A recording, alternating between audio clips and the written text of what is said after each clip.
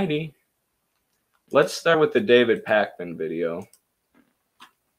Because... Let's go next to Lucas from Massachusetts. Not yet, David.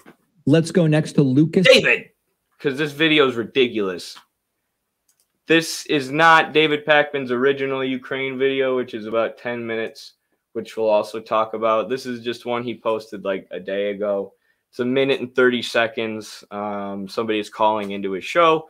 This is a show that I used to watch. This is the show that I used to recommend to people back in like 2016 or 2017 when I was like a freshman or sophomore in college. And David Pakman, I mean, he's always been a social democrat or a lib, but he really, really fell into the Trump derangement syndrome. Almost all of his content is just, you know, about how horrible the Trump administration was compared to other administrations. And he's been pretty bad on the Ukraine-Russia issue, as you would imagine. So this is a funny call-in, I thought. Let me mute myself.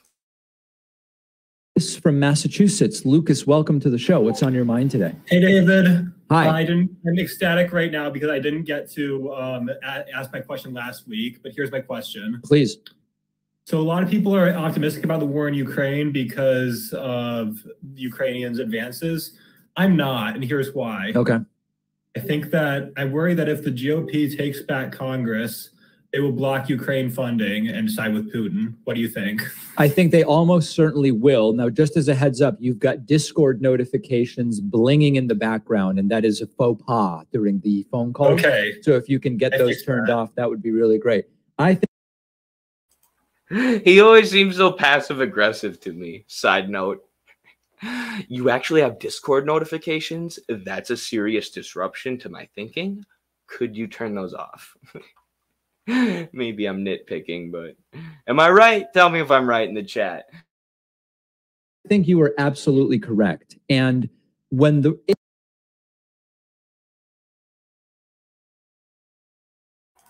No. Why?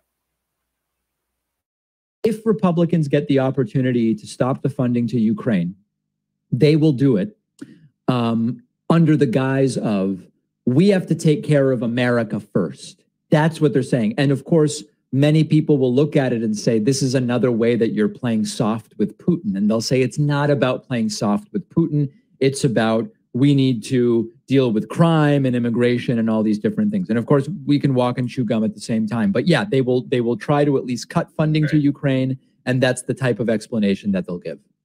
All right. Thank you for answering my question. I've heard a lot of different perspectives on it. I'm glad to hear yours.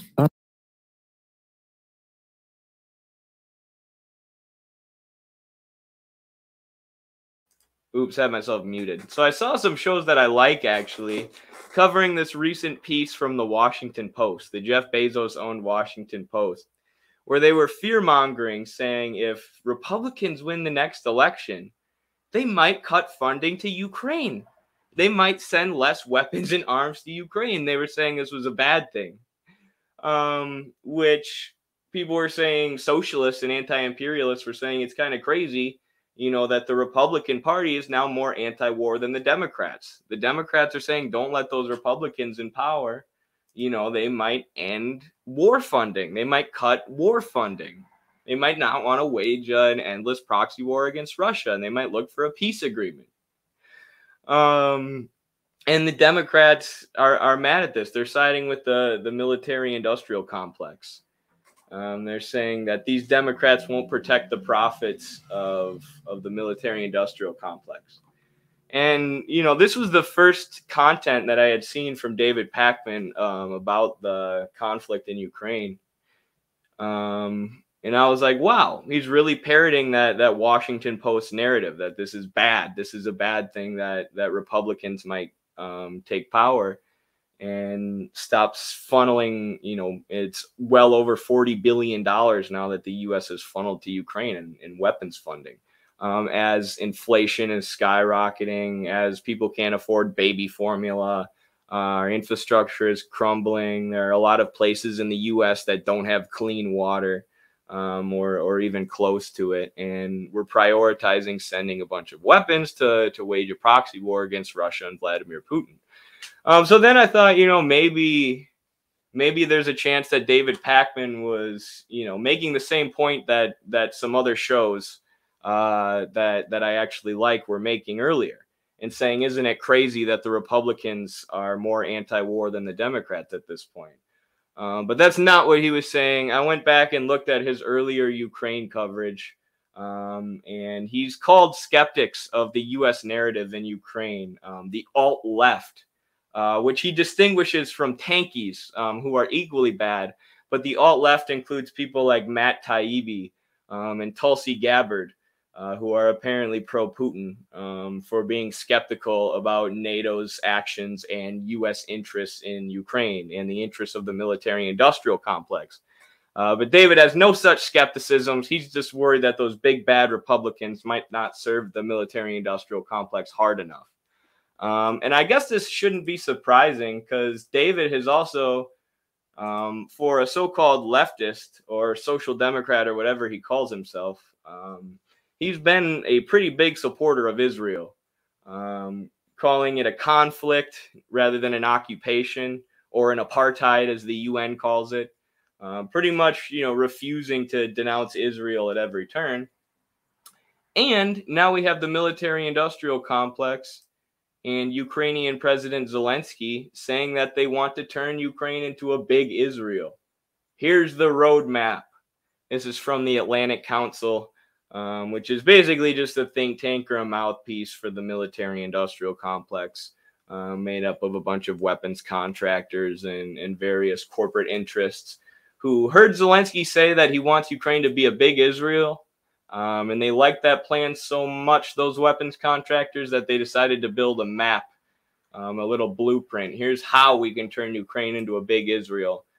Because who doesn't want another apartheid state that can act as a U.S. military outpost? That's just what everybody needs. And take billions and billions and billions of dollars a year, working class Americans' tax dollars, funnel that into the pockets of weapons contractors, and then just militarize the crap out of Ukraine and Israel so they can enforce apartheid and attack the U.S.'s enemies when it's convenient for the U.S.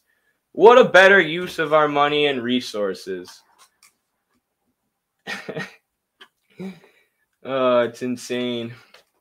Yeah. And, with David Pakman, anybody who doesn't call themselves, or, who doesn't say that Putin is the principal aggressor, that's the wording he uses.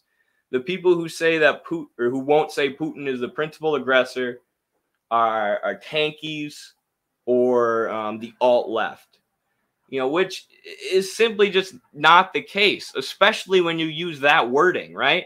You could say that Putin's invasion was rash and wrongheaded and violent. You could say it's murderous and people have died and it wasn't the correct geopolitical move. You could make that argument. But ultimately, he's not the principal aggressor because the U.S. is at his doorstep. The U.S. helped dismantle Yugoslavia, carpet bomb Yugoslavia, and put more NATO troops there than any other place on earth. And this is after the dissolution of the Soviet Union, when NATO was an organization that was supposedly created to protect the West from the Soviet Union. Now the Soviet Union collapses and they're dismantling countries and expanding towards Russia's borders. And then you have the 2014 coup in Ukraine that we talked about, which put a vehemently anti-Russian government in power, pro-U.S. government, and kicked off the civil war in the Donbass against mostly Russian-speaking people. And then by 2022, after people of the Donbass had requested Russia enter with their military and help them out 10 times, Russia did, right? So you can disagree with that. You can argue that that was wrong, but you can't say that Putin was the principal aggressor, because he wasn't. But according to David Pakman, the great social democrat supporting the People's Republic of Norway and Switzerland, thinks that it was all Putin's fault, that he's just a madman who decided to invade one day. So yeah, social democracy.